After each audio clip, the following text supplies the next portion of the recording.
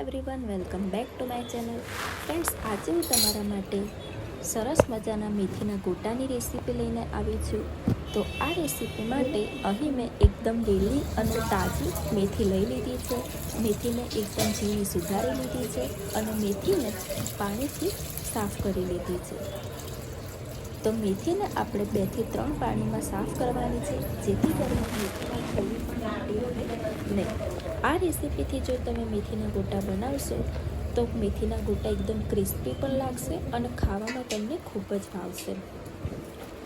તો અહીં મેં મેથીને સાફ કરીને એક તપેલામાં લઈ લીધી છે. ત્યાર પછી ફ્રેન્ડ્સ, આપણે મેથીમાં અલગ અલગ મસાલાને ઉમેરી લેવાના છે. તો સૌપ્રથમ તો આપણે મેથીને પાણીમાં સાફ કરી લેવાની છે અને હવે તેના મસાલાની રેસીપી પણ જોઈ લઈએ.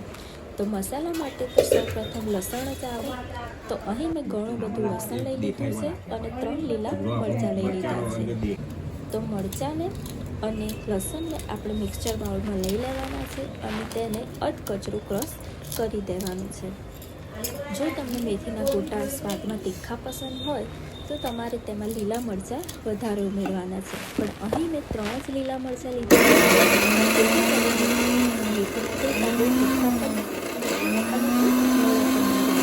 તો ફ્રેન્ડ્સ, તમે જોઈ શકો છો કે આપણું લસણ અને લીલા મરચાં એકદમ અધકચરા ક્રશ થઈ ગયા છે.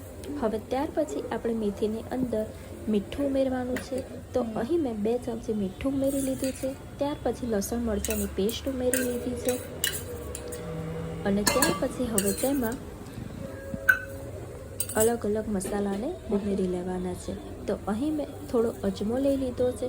અજમો ઉમેરવાથી મેથીના ગોટા સરસ લાગે છે અને ગેસ એસિડિટી જેવી કોઈ પણ આપણને સમસ્યા થતી નથી. અને ત્યાર પછી તેમાં 2 ચમચી મેં ધાણા જીરું ઉમેર્યું છે, અડધી ચમચી ગરમ મસાલો ઉમેર્યો છે અને અહીં મેં થોડો ફુદીનો પણ લઈ લીધો છે. ફુદીનો ઉમેરવાથી મેથીના ગોટા ખૂબ જ સરસ લાગે છે અને ખાવામાં મજા આવે છે. અને એમાં પણ જો વરસાદી સિઝન હોય તો આ રીતે મેથીના ગોટા બનાવવાથી મેથીના ગોટા સ્વાદમાં ખૂબ જ સરસ લાગે છે. અને ત્યાર પછી ફ્રેન્ડ્સ, મેં 1 વાટકી જેટલો ચણાનો લોટ લઈ લીધો છે. ચણાનો લોટ આપણે ટોટલ 3 વાટકી લેવાનો છે, પણ અહીં મેં સૌપ્રથમ 1 વાટકી ચણાનો લોટ લીધો છે અને ત્યાર પછી મેથીમાં ચણાનો લોટ મિક્સ કર્યો છે અને થોડી મેથી મિક્સ થઈ જાય એટલે પછી તેમાં ફરીથી 2 વાટકી ચણાનો લોટ એડ કરી દીધો છે. ચણાનો લોટ એક જોડે જ મિક્સ નથી કરી લેવાનો, થોડો થોડો ચણાનો લોટ લેતું રહેવાનું છે અને મેથી સાથે તેને મિક્સ કરતું રહેવાનું છે. તો ફ્રેન્ડ્સ, વિડીયોમાં તમે જુઓ છો તે જ રીતે ચણાનો લોટ અહીં મેં થોડો થોડો લીધો છે અને તેને મેથી સાથે સરસ રીતે મિક્સ કરી દેવાનો છે. હવે ફ્રેન્ડ્સ, આપણે જે માર્કેટમાં સોડા મળે છે તે સોડાથી જ આ બેટર તૈયાર કરવાનું છે. સોડા ઉમેરવાથી મેથીના ગોટા એકદમ ક્રિસ્પી પણ લાગે છે અને મેથીના ગોટા આ રીતે સોડામાં બનાવવાથી ગેસ કે એસિડિટી કંઈ પણ થતું નથી અને મેથીના ગોટા એકદમ ક્રિસ્પી લાગે છે. તો અહીં જે 10 રૂપિયાવાળી દાવત સોડા મળે છે તે મેં લીધી છે અને તેનાથી મેં આ મેથીના ગોટાનું બેટર તૈયાર કરી દીધું છે. તો બસ આ જ રીતે થોડી થોડી સોડા ઉમેરતું રહેવાનું છે અને આપણે આ મેથીનું બેટર તૈયાર કરી દેવાનું છે. હવે મેં એક લોયામાં તેલ ગરમ થવા રાખી દીધું હતું અને તેલમાં હવે આ રીતે થોડું થોડું બેટર લેતું રહેવાનું છે અને તેના ગોટા બનાવી લેવાના છે. ધીમા જ ગેસે આપણે મેથીના ગોટા બનાવવાના છે, એટલે મેં હાથની મદદથી જ બેટર લીધું છે અને તેને આ રીતે નાના નાના શેપમાં તળી લેવાના છે. જો તમને હાથની મદદથી ન ફાવે તો બજારમાં ભજીયા બનાવવાનું જે મળે છે તેનાથી પણ તમે બનાવી શકો છો.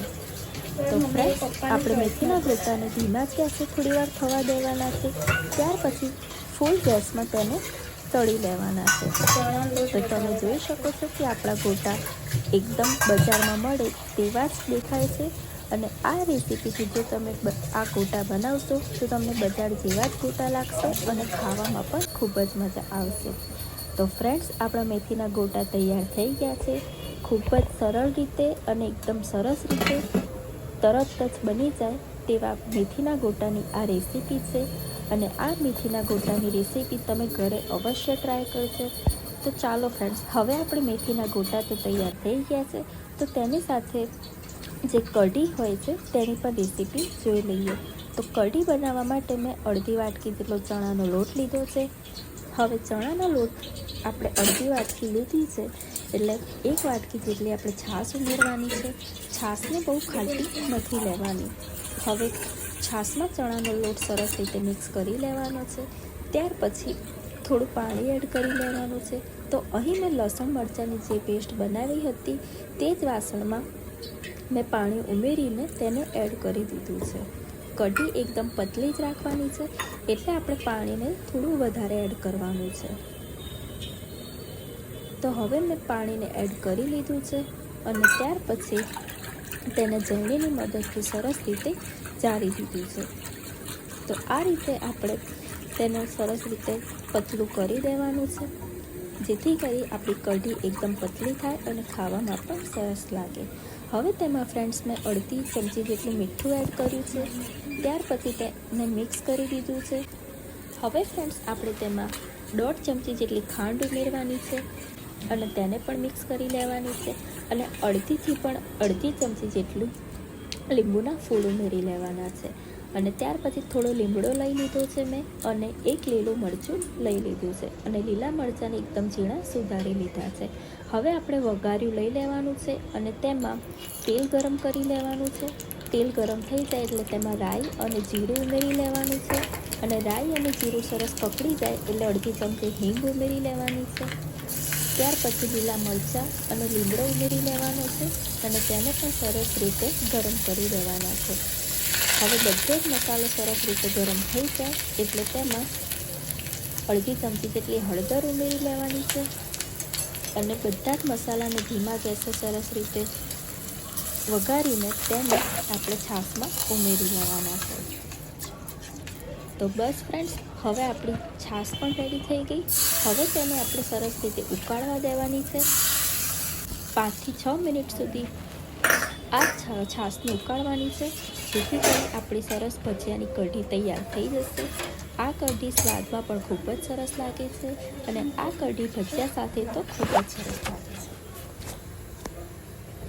તો બસ હવે ધીમા ગેસે એક ઉભરો આવી જાય ત્યાં સુધી તેને ગરમ કરતું રહેવાનું છે.